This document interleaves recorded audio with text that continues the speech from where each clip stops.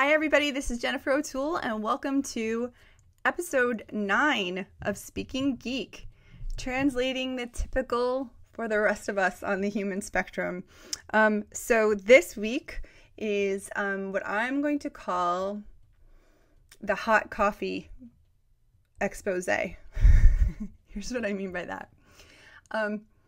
You ever notice on coffee cups when you go and you get them from, Starbucks or Dunkin' Donuts or, wherever you're getting them, McDonald's, that it says, caution, contents extremely hot. And of course, you know that it has to say that because somebody at some point spilled said coffee on, I believe it was her lap, and was burned. No kidding, because it's hot coffee. And sued, and said, well, McDonald's, you didn't make it clear enough that this was something I needed to be careful of. Alrighty then. We could go down a whole little bunny trail right now on personal responsibility and kind of own it. No kidding, but we're not going to go there. Instead, what we're going to do is we're going to say, all right, here's what. In life, sometimes we got to take a clue from McDonald's coffee cups. And we have to say to the world, caution, the beverage you're about to enjoy is extremely hot. What do I mean by that? It's really simple. When I moved into my house, my next door neighbor came running over to me, and this was over 12 years ago, almost 13 years ago. So I was 5. And she came running up to me. And she said to me that she wanted to let me know that she was hearing impaired. And so that if at any point, I was calling to her, I was speaking to her, we were both outside, and it seemed that she was ignoring me, that I would, be sure to know that it was that she couldn't hear me. And I thought, hey, you know what? I wouldn't have known that. I certainly wouldn't have thought to ask it, but it was a great bit of information, And so I never misunderstood her. And I also never felt put upon. I never felt like that was an imposition to have to go over and make sure that she did understand me. And in fact, shortly afterwards, I made a really good friend in town who is still a very good friend, who was hearing impaired and progressively over time was becoming more and more and more and more so, to the point where she really was not aware of how much she wasn't hearing. And more often, if we were out together, I found myself having to try to explain when people would speak to her and she would not hear them and therefore not respond. They were getting upset, thinking that she was being snobby when in fact she hadn't heard them at all. So I might say to them, if you go around the other side of her, she'll hear you better. Or, I might go up and say, if you speak more clearly, sometimes she has difficulty hearing. And nobody ever took umbrage to that. Nobody ever really gets put off or put out when they realize that someone genuinely, for a very legitimate reason, needs a little extra, hearing ear help, seeing eye help, whatever the case may be. I'm pretty sure none of you begrudge me my contact lenses. And if you do, well, that's going to be tough for all of us because I'm not going to be able to do anything because I won't even see a computer in front of me. So here's the thing. When you know what your need is, then it's really easy to ask for what you need or ask for help that will help you to be better understood and get by well in life. I don't know about you, but personally, I have had a lot of experiences where I have felt like I've pulled the rug out from under myself, where, things are going really well and then all of a sudden they're not.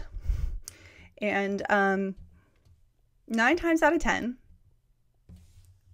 I might look back afterwards and see what went wrong, but it's too late because the person that I've hurt, and generally that's somebody I care about, or at least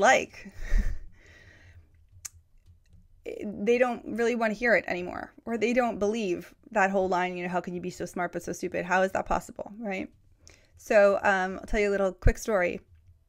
I guess about a year and a half ago, a gal who worked with me, who was my original VP at Asperkids. Her name's Renee, and she's awesome. And I said to her, I started what I didn't realize was going to be a trend, which is that when somebody's going to come work with me or really becomes a friend of mine, I give them a little bit of a, this is your warning. And I said to her, I want to let you know that at some point, I'm going to step on your toes, not literally. I'm going to hurt your feelings. I'm going to say something in a way or at a time that's going to come out and it's going to upset you. It's going to bother you. It's going to rub you the wrong way. It might hurt your feelings. It might make you feel sad. It might make you feel uncomfortable. You might hear that I've said something to somebody else about you, and you might feel put off or insulted or hurt. And I said, first of all, I'm going to promise you that I won't ever say anything to someone about you that I either haven't said to you or would have no problem saying to you because it's already something I assume you know. But more than that, here's my coffee cup rule. When that happens, when you feel like I have hurt you or stepped on your toes or been insensitive, I ask you for this one favor. And this is just like my neighbor who said, I ask you to come and assume that I haven't heard you, right? I said, I ask you to please assume that there's a misunderstanding. Come to me, tell me, and give me the chance to understand in person. Not just text, not just email. Give me the chance. And I guess it was about 6 months later that happened. And she came to me and she said, and she was obviously upset, but she held it together. And she said, this is what I have heard from somebody. I really feel upset because XYZ, but I wanted to honor your request first. And I started crying. And she said, no, I'm telling you that I want to hear you first. And I said, no, I'm crying because this is the first time anyone's ever given me the chance to explain and listen and hear without just instantly condemning me. And once she gave me that information and gave me that chance, it was really easy, simple thing to explain how she had gotten part of a conversation, part of comments that were taken out of context, and when expanded upon, she completely agreed with and were things we had talked about at much length. Needless to say, even though she's not with the company any longer, she has some wonderful kids of her own that needed some extra TLC. She remains one of my very best friends, and I will never, ever forget the fact that she gave me that time. She gave me that chance. She gave me that moment. And the people in my life who are still around, perhaps, whose feet I have stepped on, who got the coffee cup speech, but didn't believe the genuineness of, I really didn't get it, I'm sorry. Those are the ones who are not my friends and not necessarily by my choice. But that's the way it goes, because I guess in the end, those are the people who, if you have to spend too much time convincing them that this is who you are, I guess it's not really meant to be anyway. Because people like Renee still are my good friends. So I just wanted to read you a couple snippets from the Asperkids Secret Book of Social Rules. I remind you again, the reason it's got all these words and things on it is because it's not just written for kids. I wrote it for myself, actually. And I don't care if you don't have the Aspie diagnosis. It doesn't matter. This is good stuff for everybody. It just makes sense. Teaching the world how to teach you or how to treat you. Self-advocacy is very different from going out there and stomping your foot and saying, this is what I have to happen, this is what I want. No. That's simply asking and expecting that the rest of the world is going to treat you with dignity and respect. It's asking for what you deserve, not accepting anything less, not asking for anything more either. Here's the thing. If we don't respect ourselves, why should anybody else? It doesn't work that way. The world doesn't pay us unless we pay us first, right? So self-advocacy happens in a series of steps, and they're really kind of, you can break them up and break them down, and it's important to. But the first one is know your strengths and know your needs, right? We have a couple of strengths in common.